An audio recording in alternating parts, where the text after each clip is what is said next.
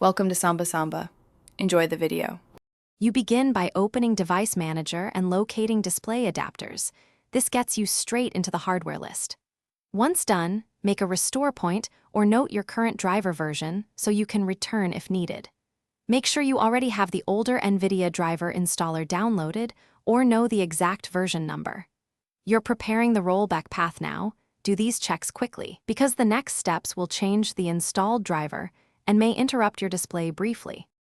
You should now uninstall the current Nvidia driver to avoid conflicts. Go to Programs and Features and remove Nvidia Graphics Driver and GeForce Experience first. If Windows won't fully remove components, reboot into safe mode to prevent locked files from blocking the uninstall. Once there, run the Display Driver Uninstaller and follow prompts to clean files and registry entries. This prevents leftover bits from breaking the older driver. After the finishes, restart the system and prepare to install the previous driver version. You now run the older Nvidia installer. Select Custom Installation and check Clean Install to overwrite remnants.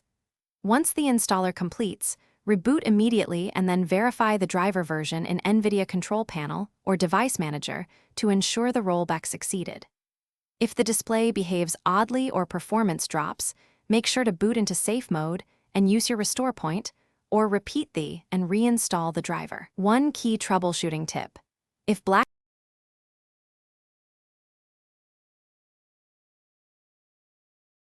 Thanks for watching. Consider subscribing if we helped you.